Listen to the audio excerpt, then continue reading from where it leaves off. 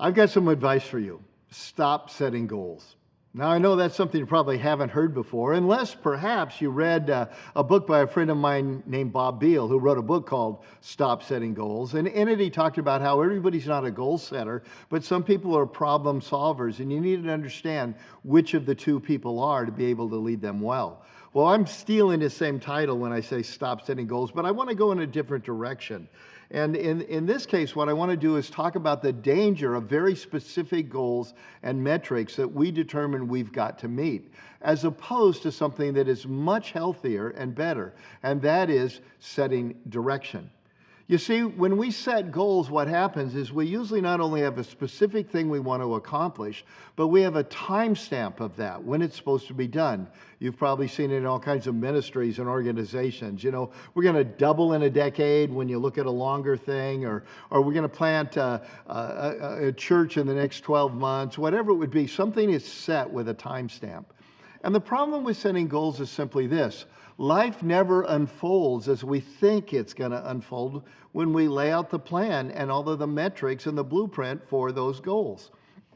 You know, when you think about all the people that die trying to climb Mount Everest, I don't know if you realize the vast majority of those who die near the summit. And what happens is circumstances have changed. A storm has come in or something is different, and they have set the goal so strongly and they are so close that they push on through anyway with horrific consequences. I have some friends who are developers, and they taught me a real estate principle long ago, and it is this. If you chase a deal hard enough, it will catch you. You need to know when to pull the ripcord and go, you know, this isn't working out. I think I'm going to bail out of this plan. So let me help you understand a little bit the difference between a goal and a direction. Because when you set a direction, you still have, in the sense, a major goal. We're going to climb this mountain, or we're going to get, you know, Lewis and Clark, we're getting to the Pacific Ocean. When you have goals, though, you have where you're going to go every single day, where you're going to set up camp. And so when the storms come, you, as I said, you just keep pushing through. Direction, here's what it does. It stops and starts based on the circumstances. Goal setting pushes all the way through no matter what. Huge, huge difference. You know, even one as the Apostle Paul was never able to figure out exactly God's timetable and God's ultimate will for him.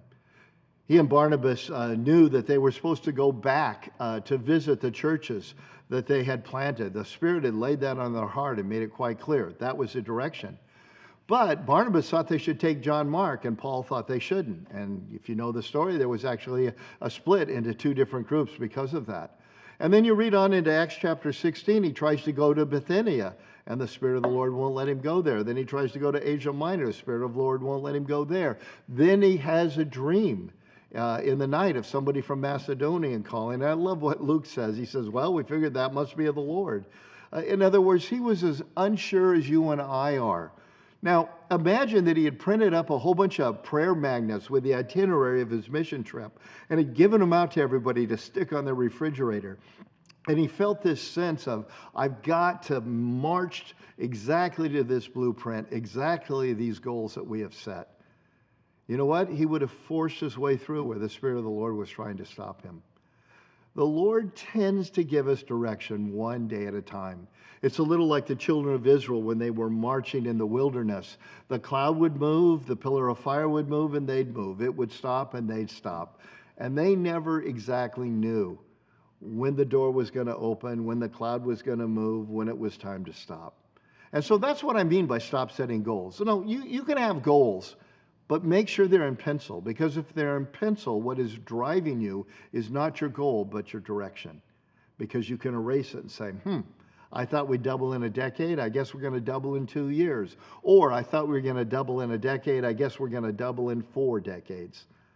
So much is out of your control, and you will be a much better leader, and you will be a much healthier person if you live your life driven by direction as opposed to controlled by goals.